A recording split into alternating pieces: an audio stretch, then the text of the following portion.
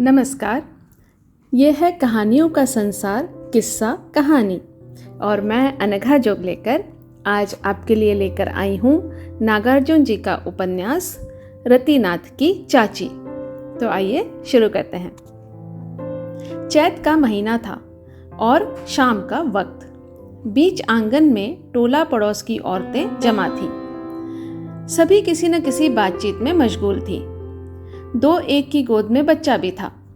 दो एक जनेऊ का धागा तैयार करने के लिए तकली लिए आई थी और उनकी तकलियां किर्र किर्र करके कासे के कटोरों में नाच रही थी और पूनी से खींचकर सर्र सर्र निकलता जा रहा था सूत।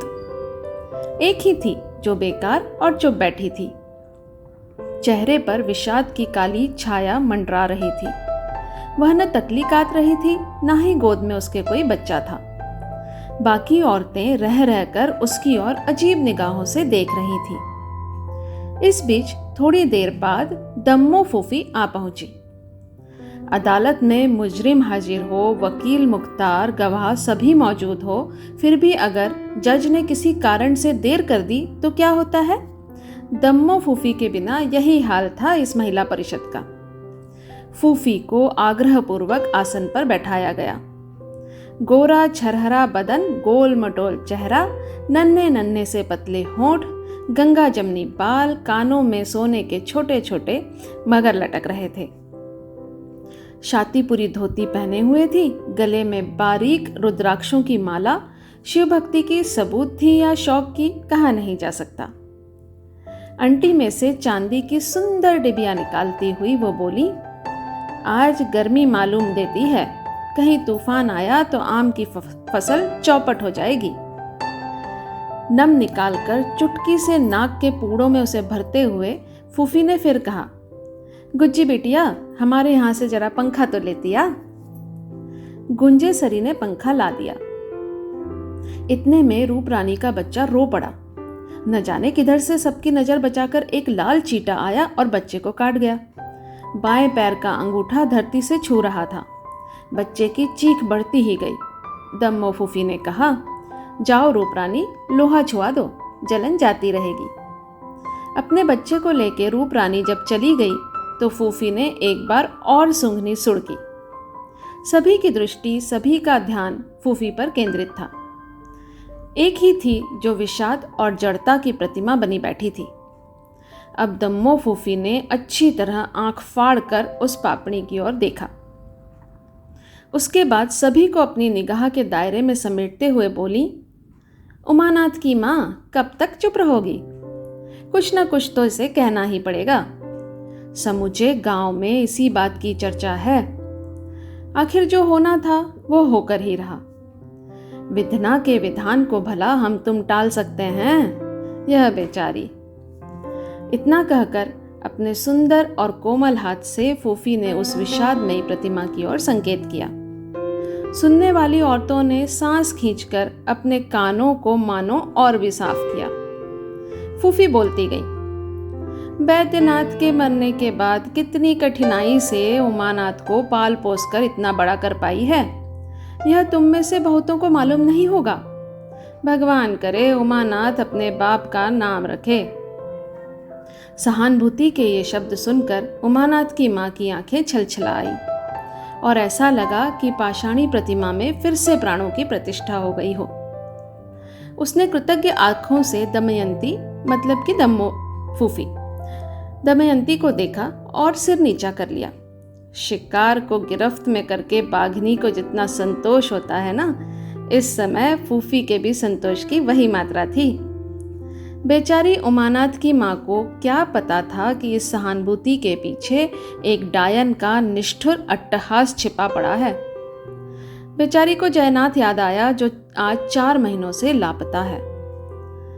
फूफी को सूंघनी सुड़कते हुए कहा, कोई चिंता नहीं, सारा इंतजाम हमने कर लिया है। परसों इस समय यह बोझ तुम्हारे सर से उतर जाएगा।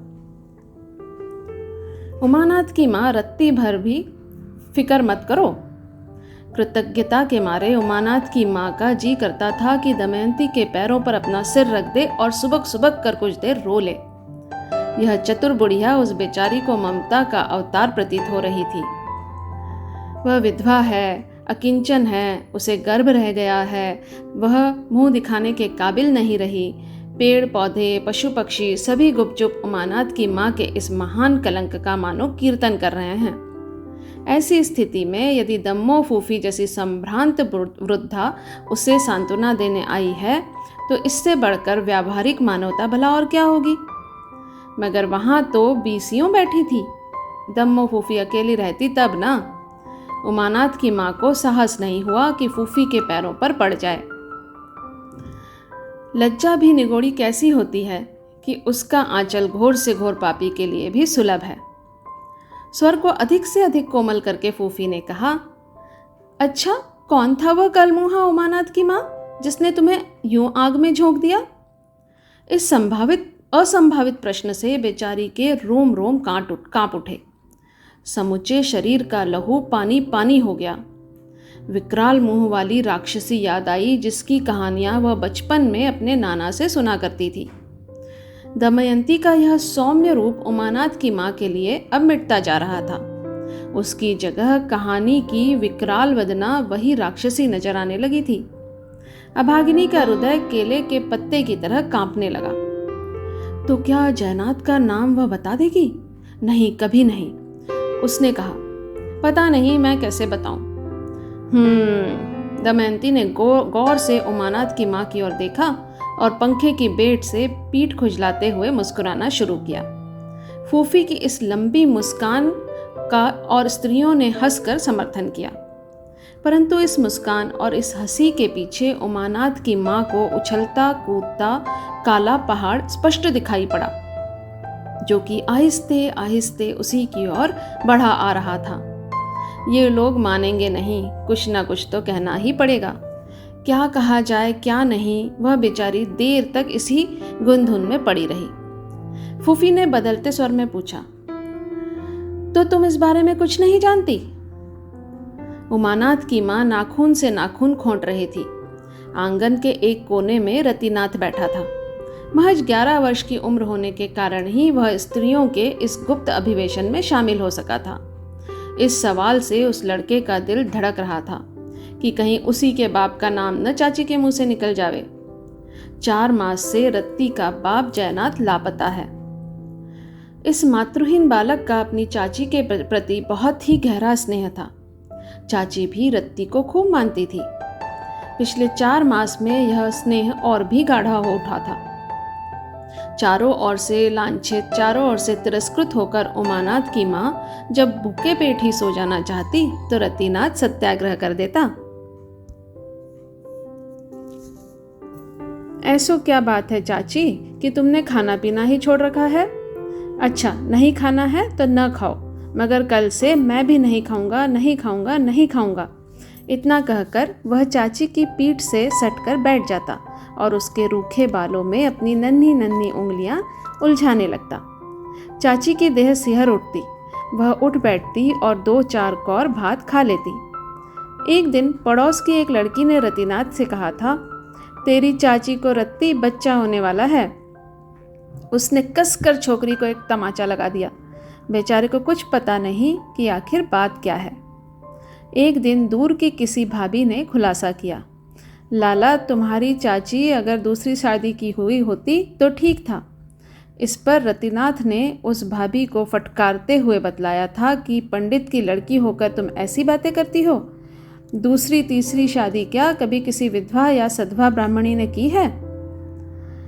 अच्छा भाई, फूफी ने उठते हुए कहा, अंधेरा हो गया। मुझे तो शिव जी के दर्शन करने नित्य इस समय भी मंदिर जाना होता है। तुम्हारी मर्जी, लेकिन 5 साल की बच्ची भी इतना बता देती है कि आंख मिचौनी के वक्त उसकी पीठ थपथपाने वाला आखिर कौन रहा होगा। और एक तुम हो। ओह, कितनी भोली। अब के फूफी खिलखिलाकर हंस पड़ी। औरों ने भी साथ दिया। यह उन्मुक्त हास उमानाथ की माँ को असह्य हो उठा। मन में आया कि वह भी कसकर चिकोटियां काटे। दमयंती के बाल वैधव्य की रंगीलियों का उसे सारा हाल मालूम था, मगर नहीं, रत्ती की चाची ने अपने को संभाला और उठकर कहा, मैं और कुछ नहीं जानती। वह भादों का महीना था, अमावस की रात थी। एक घनी और अंधेरी छाया मेरे बिस्तर की तरफ बढ़ आई। उसके बाद क्या हुआ इस बात का होश अपने को नहीं रहा। फूफी ने इस पर कुछ नहीं कहा, परंतु रामपुर वासी चाची ने आंगन से निकलते समय हल्की आवाज में कहा था, होश कैसे होता, मौज मारने की घड़ियों में किसी को भला कैसे होश रहेगा। तो आज इतना ही, आगे का अगले एपिसोड में।